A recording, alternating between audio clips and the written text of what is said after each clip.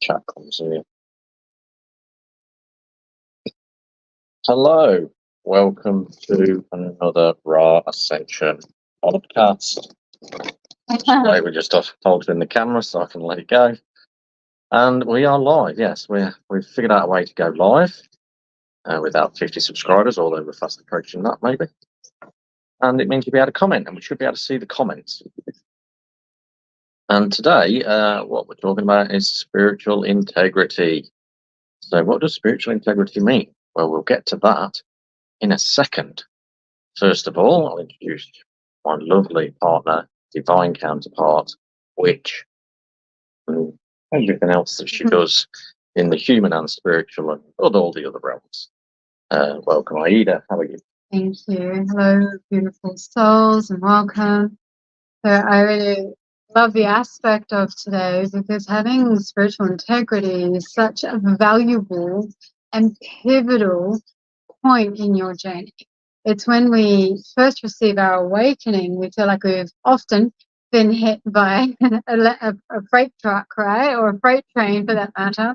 And then it's like, what do we do from here? And often we can be 1 foot in and 1 foot out. And through our journey, we have, and I'm sure at some stage we were very much the same, 1 foot in, 1 foot out, and kind of doing half one thing, half another.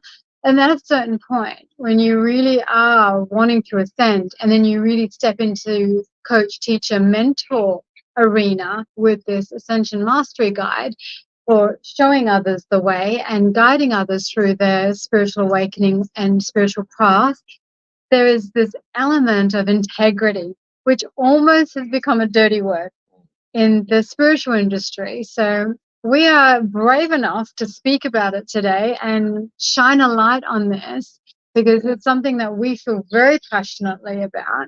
And I must say, it is an absolute must to have spiritual integrity if you are desiring to have the 5D consciousness and to ascend to 5D and beyond. Yeah, and if you are a spiritual coach, mentor, teacher, healer, spiritual integrity is sort of key.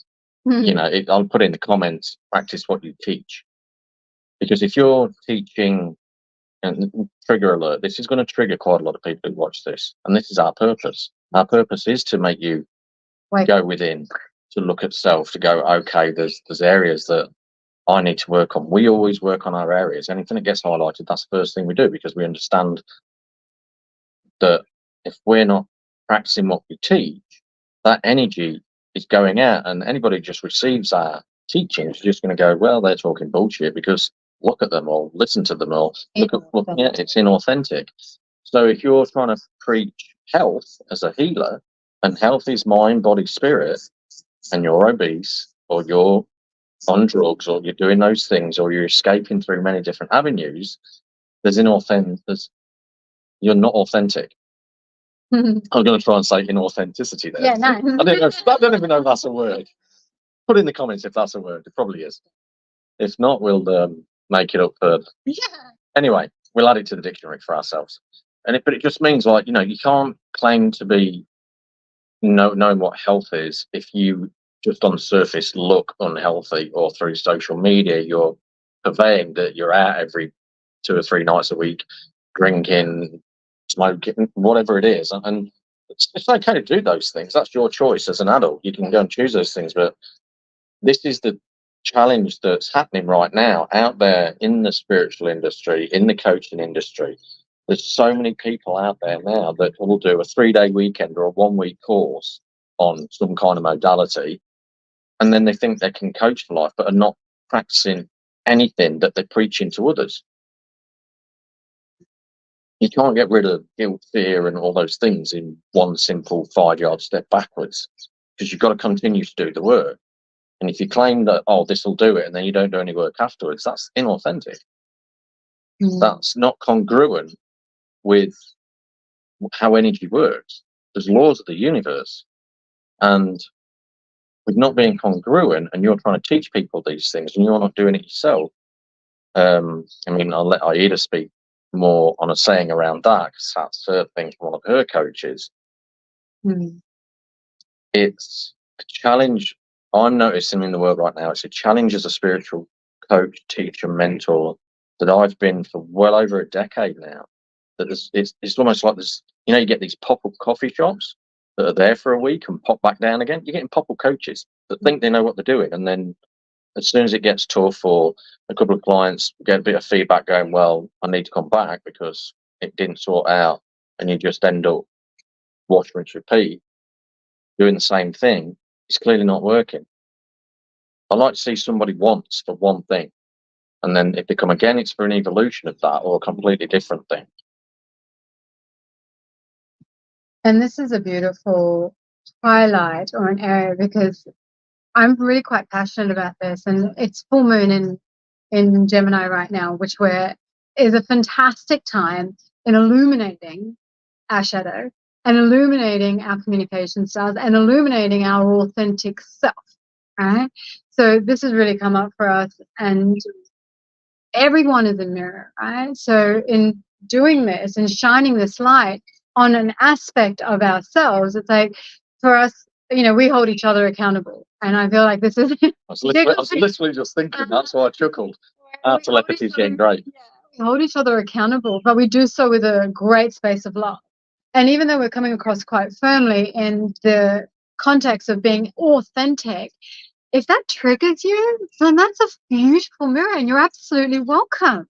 Like, if it triggers you, the fact that we're saying you need to be authentic and you need to have integrity, then you're welcome, because that is something that is absolutely, again, paramount in this industry, let alone in your life, in any aspect of how you're showing up. And because there's this great spiritual awakening happening across the globe, it is requiring people to open up.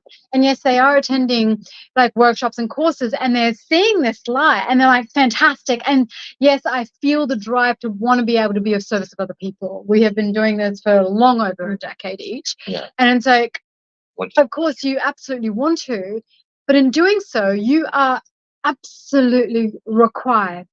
The universe is compelling you to show up for yourself. And I'm not making yourself out to a project, which is what we often do. We can be working on ourselves to the nth degree. At some stage, as a spiritual guide, coach, healer, witch, wizard, mentor, you are part of the process. Like, it's so beautiful to be able to go off to retreat and go off into a mountain and ashram and monastery and, do the work there, and then come out of that and feel like you've changed. My loves, the change doesn't actually happen until you're in the process, until you're actually living it day to day. Yes, don't allow that energy and that teaching to integrate. Take Reiki. Reiki's got a bit of a bad press right now because, well, there's a lot of people think Reiki's a nothing thing. But the thing with Reiki... Who's a practitioner? I'm a Reiki. Like Reiki 1, yeah. When you do Reiki 1, that's all about self-healing. Yeah. The first thing Reiki does is basically say to you, right, I'm going to turn you on energetically. I'm going to help connect you to the universal source. From a guy that did this, went and sat on a mountain for 21 days and, and then integrated it along the way. But they teach you to do yourself first. I have this philosophy: no healer can heal anybody else at a deeper level they've gone themselves. That's not a philosophy, my love. That is absolute universal. Oh, yeah. Well, it is. It's just something I came across many years ago that I just use as a mantra. And I teach other healers going, look, if you've not done that work, how can you guide somebody on that journey? If you do not know the path. So you've got to go do that path yourself.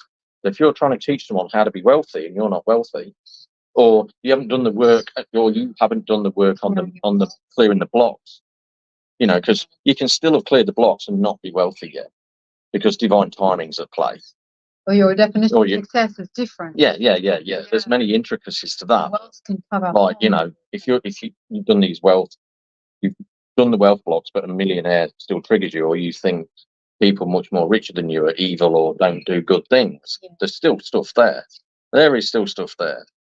And so Reiki 1, it teaches you self-healing first. And then any Reiki master worth their soul should say you shouldn't do Reiki 2 for at least 6 months.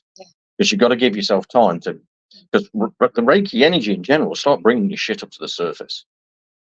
And it's why, and then the gap between Reiki 2 and Reiki 3 should be 6 to 12 months. Yeah. So you should be taking around 2 years to get 1 to master, because you need that beginner's journey to know how to integrate it into your own life. Whereas these days, you're getting these pop-up courses, 3 days, that are teaching you to be a coach in 3 days, but they're not teaching you how to self-heal. They're not teaching you how to integrate. They're not teaching you linear time of what that. They're not even giving you any guidance on how that looks when your shit comes to the surface. And if I can just speak to that, like, because what those courses do, and they are great at illuminating something, right? But it is, and we've often spoken to this, I've mentioned it, like it's a door opener into something that's actually quite deeper, because a lot of those modalities are actually trying to heal the mind, right? The job of the mind is to secrete thoughts, but the mind is only a function of the programming in the body and in the cell. Your cells remember every single event that has ever transpired in your life. Every single breath is actually transmitted and recorded in your cells. That's the deep level of healing that is required to be able to shift it. So, these beautiful like modalities that kind of that take you into a mind and take you into the journey and like try and clear blocks and challenges and like, you're like, hypnosis is a beautiful thing. It's something that I've absolutely studied and explained to the camera. So please forgive him while we're talking. They're here to start. Okay, the mind is bringing conscious awareness to something that is unconscious. So, cool. All right, I've got this deep-seated trauma we spoke about. You spoke about money just a moment ago, but at some level, okay, cool. Now I've got this block. I'm aware of this block about money. Great, and you can do a little a reset on the mind or what you believe to be the unconscious, clearing it on a cellular level. There's a whole other pattern, and that, my loves, coming from someone who's been doing this work for 40 plus years, it takes longer. That takes longer. And yes, we can craft magic, and I've been weaving magic for 30 plus years of my life. It is something that I was absolutely doing from birth, my mother would tell me, whereas I literally had my magic wand when I was a child, and things would materialize instantly. It was phenomenal. And so what that does is you can do it on a esoteric level. You can absolutely shift energy on an instant in an energetic level, but the physical body has to catch up. And if you have repeating cycles, of repeating patterns, and as one of my beautiful coaches, and this is a story that Roy was alluding to earlier, she is and I'm going to call it out, she's a master NLP practitioner, and we're seeing her master NLP practitioner about her food thing, that she goes to the fridge and is like, she's challenged with her weight. She says she'll say that quite openly, and she's like, how many times do you have to go to do NLP to stop going to the fridge for donut, right? How many times? And 3 years later, she's still going for the same shift, because it's a short shift, but it actually isn't reshifting the programming, right? And that is a very key awareness. It opens the door. Yes, it brings awareness to something that is conscious. Okay, cool. Now's the actual time to do the work. That's not the work. That's just bringing awareness. And yes, I've done NLP. I've 20 plus years ago. It was interesting. It was a big buzzword back then. It's kind of back on the coast at the moment. And I've done a shit ton of modalities, let me tell you. But it is very much that it's a light. And like, cool. So like the full moon in the dark, it's shining a light in the dark crevices of the body and of the mind. Then that's time to do the work and clearing out the crap. Because it's the day in, day out work. Like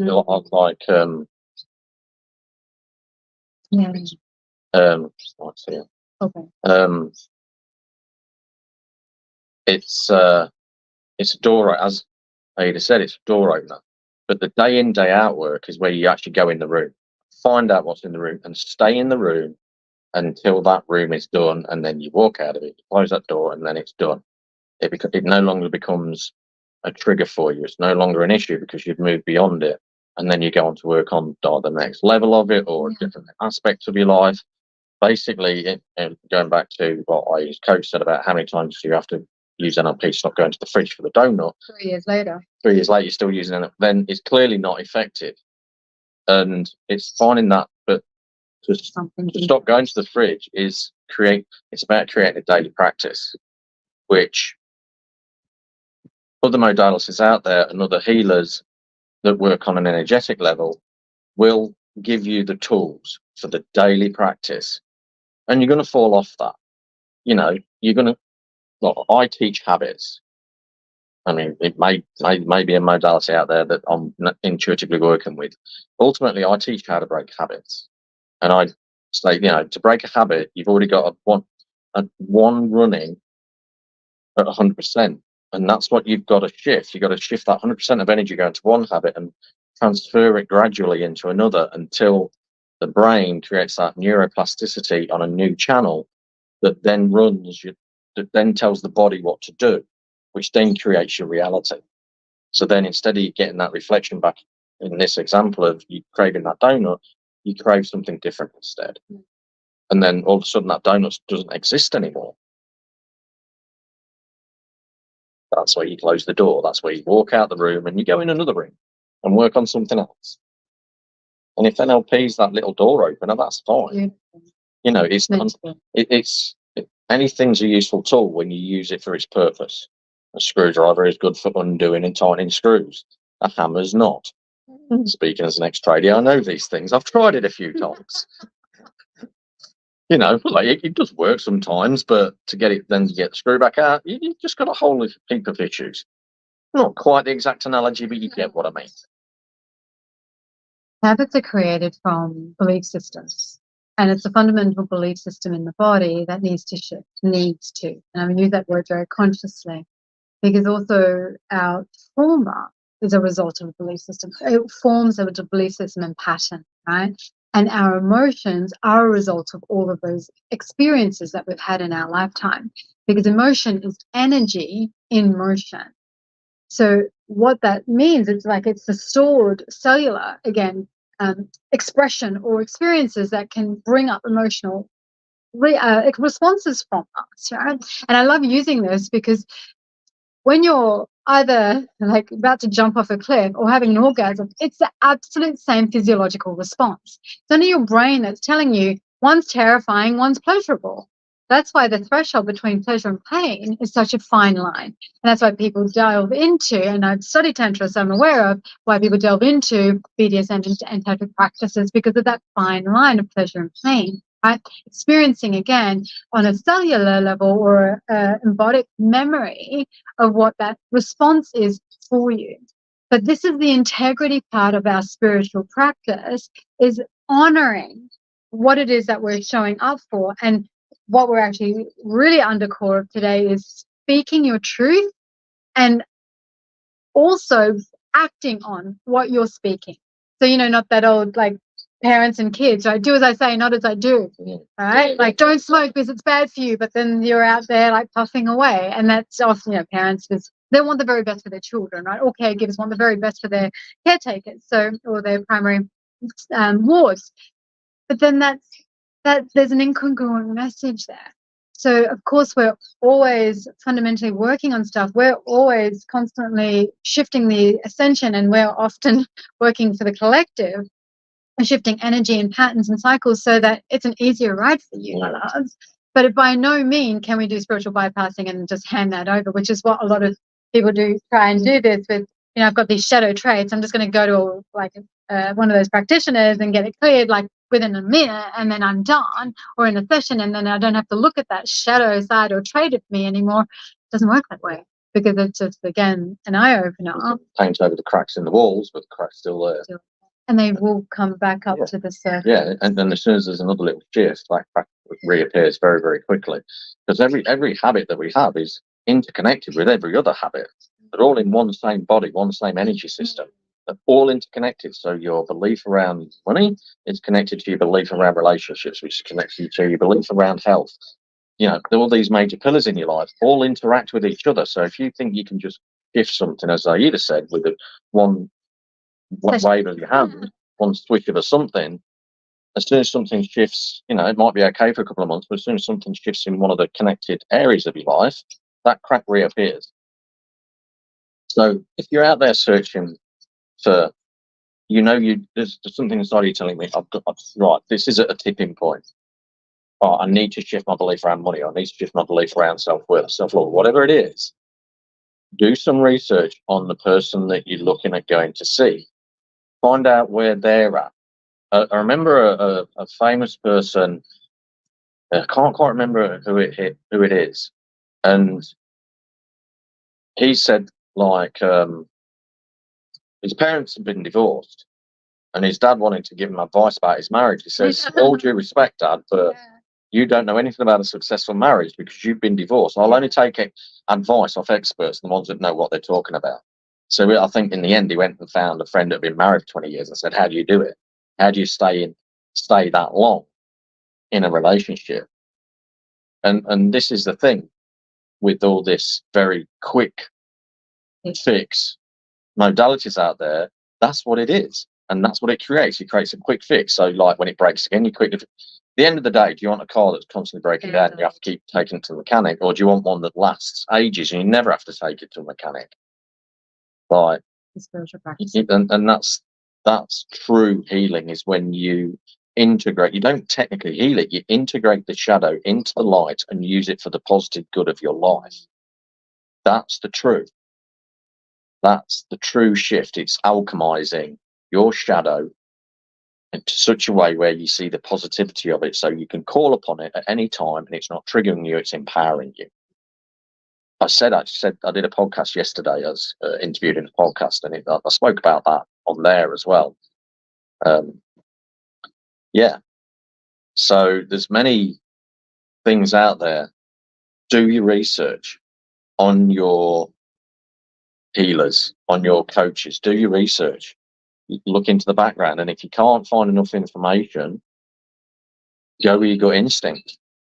And if you can't fully trust your gut instinct, it's probably a no.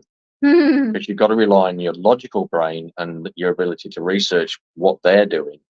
There's plenty of people out there with social media, enough social media to see where they're at in their lives. You know, again, like, especially if it's around health and your coach, mentor, teacher is overweight, they don't know health. Or even if they do, they're not embodying the practice. And that's a very, very pivotal point. Like, find a coach that has what you want. Like, my mentor who I spoke of before, I'm not actually going to her for help.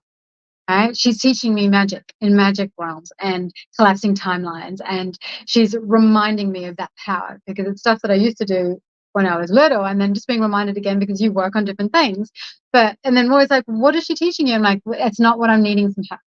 Yeah. So you will have, often I have different practitioners or different guides or mentors that will teach me different things, or that will awaken in me the different things that I'm wanting to. But if you're wanting a health coach, then find a health coach that is absolutely embodying what they do and what they're preaching and what they're teaching. And if you are, this is another trigger alert, if you're a spiritual guide, teacher, mentor, and ascension mastery guide, then my loves, that's a health, wealth, happiness that is wholly and solely physically, mentally, emotionally, physically, spiritually, financially, and sexually. That is all 6 pillars covered in one. And if they are not congruent in any one of those areas, then are they really that spiritual guide, coach, mentor that can take you to that 5D and beyond? And yes, again, you might need someone who can just take you to the next step and take you to the next step. But at some stage, that you'll hit a plateau with them, and then you'll feel that force, push, pull, which I often get. I know, because I'm a mentor's mentor. I teach a lot of teachers. Who teaches the teachers? We're the teacher. We teach the teachers, and I have a lot of them, and I see what they're teaching, and I'm like, it's not congruent, and it's not. And then I often have their students come to me. It's like, I'm feeling like I'm hitting a wall. I'm like, and that's okay. That is okay. But it's when you force, push, try and cater for everyone and everything.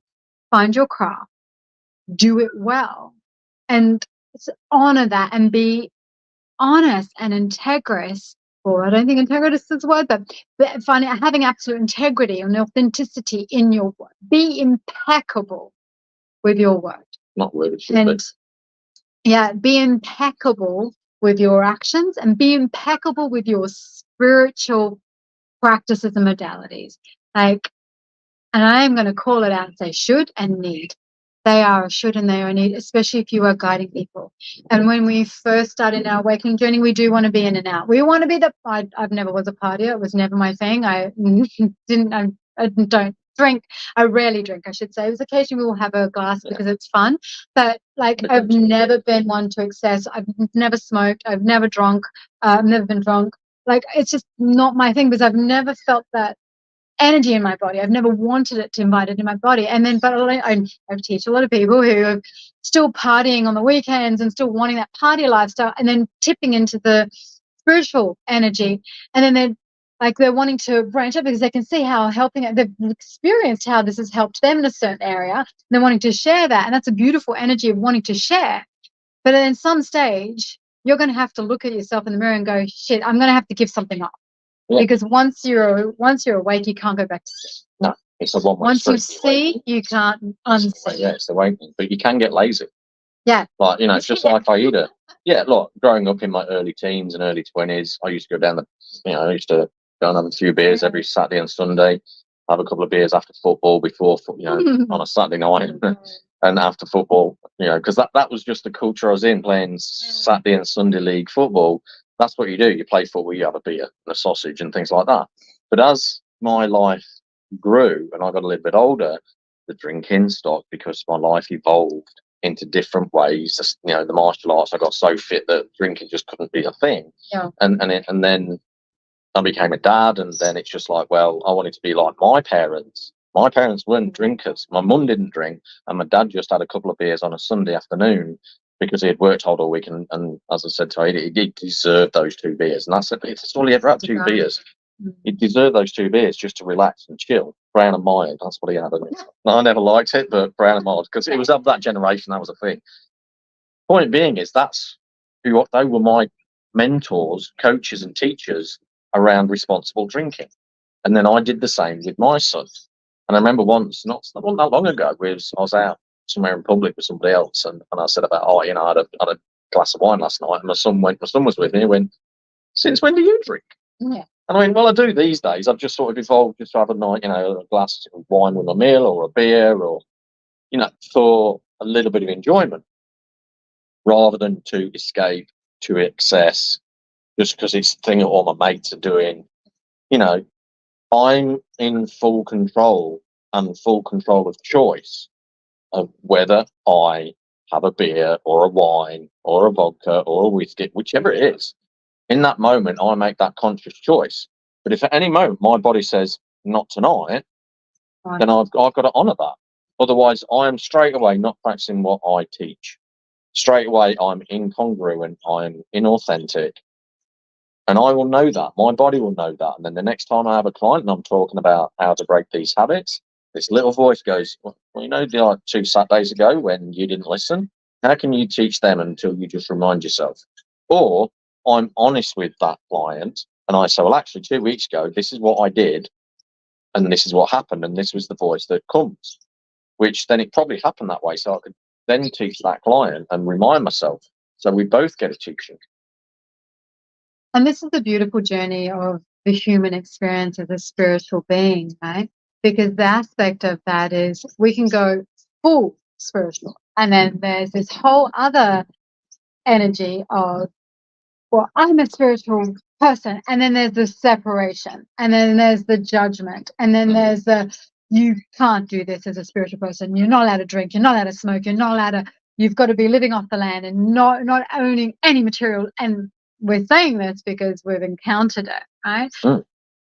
That is their experience. That is their choice. So allow that to be. Choose your pathway. And we're asking you to have that great and deep connection with Source, Spirit, Universe, God, your highest level self, your oversoul, if you so wish to call it, your soul and your own spirit, your physical being connecting with your spiritual being. By the moment you judge, the moment you separate, that's a disconnection, and that separating you like holier than thou. Right? Yeah. That is also a shadow side. And we're not doing this today. We're wanting to simply bring some illumination and saying we're not perfect. Oh, by all means, certainly not. We hold each other very much accountable. And I'm also very good at looking at my own mirror and my own shit, and I'm seeing it clearly for what it is. But we're coming from a space of love. But we're also not those people that, doing all this stuff, drinking, smoking, doing all of that stuff, which we know is incongruent with what we're teaching or to ascend. And then it's like going to church on Sunday, killed a man, drank, smoked, beat my wife, husband, partner, whatever it might be. But, say Hail Mary's, bless you, you've been forgiven. there's an element where that no longer works. Yeah, that's kind of like NLP, isn't it? No longer. Just go and absolve your souls, and then it's done without any work. Come to confession. You're forgiven of your sin. You can go and do it again tomorrow. You go again, and that's incongruent. That's inauthentic energy. And at some stage, you're going to have to make a choice in order to ascend. Because the reason is energy works. Energy knows what you're doing. Your energy knows what you're doing. You know, whether you're spiritual or not, you do have guides around you. You do have people watching over you. They know what you're doing, and they will talk. They will, you know, if you just, even if you're you listen to your gut instinct, that's still your intuition that's going to go, and you'll feel it in your body, and it'll go, you know what you just did, and you'll feel bad, you'll feel wrong. You might eventually move beyond it. You might eventually move beyond it, but it's still going to sit there in your cells. And if you do it again, it compounds. And the way the universe works, greater than the sum of its parts, compounding of two parts creates more than two parts. And sooner or later, you have to face that, and that facing can be classed as karma. You reap what you sow, cause and effect. Reap what you many different ways. And this is, as mentors and teachers and coaches, this is what we teach others, that you are responsible for your thoughts, your actions, your words. We teach you that you are responsible 100% of your journey, even if if something bad happened to you, you were part of it. So own that part, own where you grew that in. And that might be really challenging depending on what you've been through. And even if you're young, you still, at some level, had a conscious choice to experience that challenging situation that later on as an adult, you then get to face it. And then that's when you take it on board. And then that's where you can't just wipe that stuff away over a weekend or a 1 hour session. That takes a lot of work to shift the habit, to shift the blame, self-worth, self-love, all these questions, why me? And at some point you've shifted to go, why did this happen for me? What is this teaching me? And you become the student rather than the victim. Being a student is being a 100% student every day is a very, very powerful place to be. It's like, let's take the analogy not the analogy, but the instance Aida was talking about in regards to the donut. What is this donut teaching me? Well, it's teaching me that my boundaries are weak right now. That's just off the top of my head. It might be a completely different teaching, but you see what I mean? If every 2 months, as soon as the initial modality wears off and they're straight back in the fridge again, it's either teaching them going that they're either like the quick fix and maybe happy to continue to do that every 2 months, and that's their comfort zone. And then it could be teaching them about the effort you have to put in to stay in the comfort zone, and you'll probably end up putting less effort in if you fix it long term. Well, fix it's actually the wrong word. I'm going to take that back. See, authentic. There's nothing to fix. Alchemize, shift, move, evolve. The dopamine hit that one gets from going to the fridge and doing that thing, or from the drinking, from the smoking, from the eating, from the sex, from the external experiences of validation, things that we do, or the self-same, self-sabotage, and self-harm, like that's all a dopamine hit, right? So the desire has to be replaced with something else, otherwise it will continue. And in terms of the ascension process and why we're desiring to be so impeccable with our word, and as you were referring to Reiki before, like the physical body is a 3-dimension. We are made of matter. This is matter right now. A physical body, and everything that you are touching, seeing, and to the most part, seeing is physical. Right? And 3D is very much our physical realm. By wanting to achieve 5D consciousness, or a lot of people are saying it's Christ consciousness, which is actually 10-dimension, but anyway, 5D consciousness in terms of interconnectedness and understanding that that we're actually all love, which is Christ consciousness in most people's understanding of it. There's also a dimension in between, which is your 4D, which is emotional body, right? Which is actually level 2 in Reiki. So level 1, Reiki, beautiful life force energy. Never dismiss into modality unless you know it. And I will never dismiss a modality, even though we're talking about NLP and hypnosis and things. They're open. They're open doors to get you into something for you to then do deep inner work, right? To then do the emotional cellular level, right? Because you can't just go from 3 to 5 and like to skip a few things. They are actually required pillars. Mastering as much as one can, the 3-dimensional. 4-dimensional is the emotional body. Really are navigating your emotions, not attaching to them. They're all about background, behavior, backstory, and what your belief systems and attachments are. Belief systems, right? It's part of your emotional body, being energy in motion. And the 5D consciousness is beautiful master level in terms of the 3D realm and our physical reality on this earth is the spiritual consciousness. And for us to enable to achieve that, we need to be mastering for a greater extent, or being full, authentic, and integrous with our physical body, our emotional body, and our spiritual body. Heart, mind, body, spirit. They are 4 pillars in this lifetime. Freud confines heart and body as one, right? Because they are. Your soul lives in your heart space, if you so wish. Your heart is the center of your physical body. I just separate the two. We are referring to the same things, because I like 4 pillars in life, or 4 grounding. It's that beautiful energy of the congruency of those areas. And yes, we are constantly working on ourselves to a certain element and degree, but we are conscious of the choices we make, the words that we speak, our elevation. And then it's like, I'm being congruent with my word. And when you are seeking like your own spiritual journey, this is just where I'm at. This is what I'm doing. I'm doing the very best I can in this moment until, and as Maya Angelou says, until you know better, we do better. Right? Sometimes answers come in divine timing. So if your body's giving you feedback, so whether it's got an ongoing ache or pain that you just can't seem to shift, whether you use kinesiology, physiotherapy, chiropractic, or lots of other different modalities, it's still there. It could just suggest that there's an ongoing lesson, that when it's time to shift, the body, like you've done all the work, and then sometimes you just have to allow the physical body to catch up.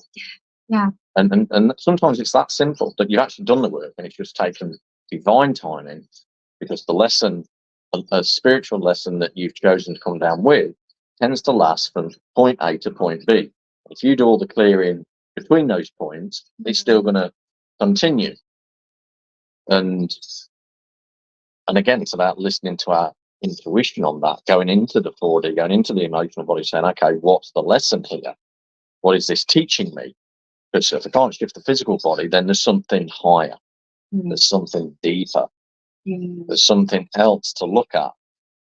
And there's many books out there that say, take an ache in the body. There's many books out there that people have written. There's a few different meanings between authors that explain to you what the emotion is behind certain pains, aches, and breaks and issues within the physical body. But if you don't think that there's a correlation there, you don't have to go into quantum physics, that inside an atom, an atom is 99.9% space. Well, what's in that space? Energy. It's not a nothing. There's nothing that, it's not that there's nothing in there. There's something in there that we just can't see it, but we can feel it. So basically our human body is 99.9% space, 99.9% energy, with a group of molecules that vibrate so slowly they're in the dense environment. So even then they're just energy that just vibrate really slowly, so they become dense matter. So technically we're 100% energy. And there's probably some quantum physicists out there that'll probably quote me incorrectly, and I'm not a quantum physicist. Yeah, honoring that.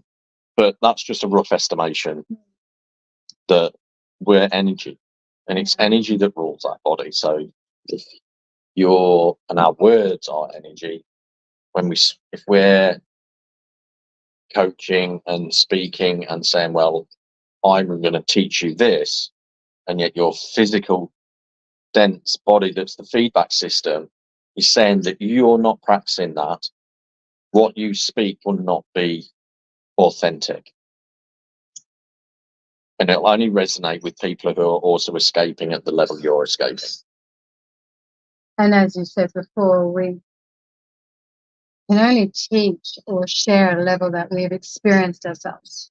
Right? And as much as we might gain an understanding, it's like I have a girlfriend who's doing her 5th master's in psychology because of what she wants to do in life. And she's an incredible being. And she's like, I still don't know stuff. Like, I've been working in this field for a decade and I'm learning more stuff every day. which is really cool because everyone's experiences are so unique and different that they are open to learning. But she's open to having her students and having her clients like give her feedback. And I'm often guiding her on the emotional and esoterical level of how the emotional side of things can work, even though she is doing her 5th master's in psychology. It's a different energy sphere and factor, right? So we have these incredible conversations about this. But in doing this, it's like, life is still the most powerful teacher. oh my gosh, absolutely. Absolutely. And if you are wanting, if you are wanting to ascend, if you are wanting to live the most incredible life, if you are not having a life that you are living, there is something incongruent. You're not experiencing absolute health, wealth, happiness, and well-being, and having all of those pillars of emotionally, mentally, physically, spiritually, financially, and sexually. They're not all in beautiful harmony. Something is not congruent. And this is the deep dive that we often do as spiritual teachers, beings, and on our spiritual journey in this human lifetime to go into, to find what those blocks, challenges are, so that we can clear them, so that we can have the most incredible life. And this is where I hold a lot of mirrors up to a lot of teachers being their guide and mentor. Like they're coming to me going, I'm still got this block. And I'm like, shift the focus. Seek out your mentor or your guide or your own journey. It's like, this is the area. And yes, we'd like to blanket it all out, but find an area that you're wanting to, or something will present itself. I've been triggered by this. What is this? And what do I need to shift in this energy? Doing that work is the most powerful work. And this is why we're here. And we keep saying doing the work, but it's what is required of you. The universe is constantly expanding. So must we. And I use that word chosen. We must expand. And the universe is very much our teacher, and so is everyone else. Yeah, and we call it a spiritual practice is a common term. Yeah. Well, you practice it every day. That's what's called a spiritual practice. It's a daily thing. And evolution is a daily thing. Healing is a daily thing, not just a 3-day thing or once during a 7-day thing. It's a daily thing. If you do it once, if you do it one day to crack it open, you've got to continue to do the work until it's no longer a trigger. Like smoking, for example. Yeah. Yeah. Those are classic habits. Yeah. Yeah. There's this great book by Ann Carr who teaches you how to stop smoking. And he's teaching you modality. However, he got hypnosis to stop smoking. So it's like, and he openly says, it was just funny because I read the book even though I've never smoked. I wanted to understand his psychology behind it. Like, how are you teaching something that you didn't follow to because he found a thing and wanted to just make some money by writing a book on how to stop smoking, right? And he was very honest. When later on he's like realized that the hypnosis was just a door opener for me. It's like it showed me, like it gave me a little start, and then I had to follow all this up every single day because the urge to stop smoking doesn't disappear in a single day, right? You might go, oh yeah, implant things, and I've seen this with hypnosis and other modalities where, okay, every time you desire a smoke, you're going to feel nausea, so you're going to think it's garbage, or they try and implant other triggers like into the brain, of course. So your brain will go, I know that not to be true because I haven't experienced that. Your brain learns by experiential, not by just implanting a new belief system and thought. It's got to take habit, and habit is done by doing. Yeah, and that's where the body comes in. It goes, well, I haven't experienced that, so I don't quite know how to implement that. Many years ago, when I was in the Royal Navy, the British Royal Navy, some of the officers, artificers, they were the ones that would go through college and university and come straight onto ship, thinking they knew everything because they'd been at college for 2 years. And as the general ranks, we weren't big fans of them because they had no experience. The ship I was on was one of the oldest destroyers in the fleet, so it had a lot of issues. It had a lot of things that would break constantly, and there was certain ways you could fix it because it was old and you couldn't replace parts. You had to literally put a plaster on it sometimes. And so then you get this officer come in straight out of uni saying, well, this is the way you do it because that's how they taught it in the books. And I'm disobeying an order. Technically, I'm disobeying an order going, can't. And then you have to get another medium rank officer between him and him saying, no, you've got to listen to the junior rank because he knows what he's talking about. Because I've been on ship for 2 years, been fixing it for 2 years, day in, day out, doing the daily work on a physical aspect. And then and that was the life experience that then someone that thought they knew better just because they'd been reading a book for, in this case, a couple of years, without the experience.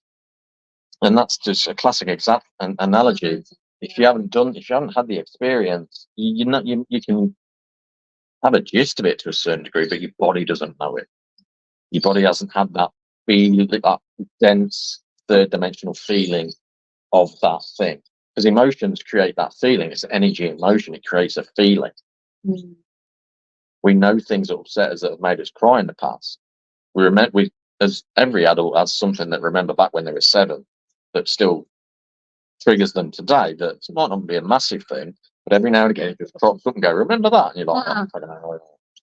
And they're just silly little things, but they sit in your system. And this is the beautiful thing about choosing your lifestyle, choosing what path you're going to follow. And I've spoken about this a few times now. It's like you're on this beautiful golden path, and yet your GPS is taking you this way, which is your internal guidance system and your higher self and your spirit teams are taking you this way. And often sometimes when you get distracted by shiny things and like, oh, there's a pie shop, or there's some food over there, or there's some drink, or like there's a party, or like we get distracted off our path, right? But the more you align and choose to be on your pathway and honor your experiences, when we have that ascension process, you start to make incredible choices, right? And your body responds, and your vibration and your energy vibrates higher when you start to connect with all of the chakras, all 12 of them, between you and source, spirit, God, universe, and your higher self. You start to vibrate and oscillate certain energy. You don't even attract certain things into your life. Your pain and energy starts to shift from your body. Your awareness and your ability to see things, do things, hear things become phenomenal. Right? Your physical dense body actually gets lighter. You shift weight in certain ways. So you actually carry less physical matter in your body. So you get leaner because your body doesn't need this. And then you just don't want to eat so much because you're not craving crap foods, for one, or you're not craving foods. And often we crave foods because, or as children, we craved when we were babies. Mother's milk is often that sweet, creamy texture. We cry out. We get fed often, right? So, or by your primary care, whether it was a bottle or some form of like milk.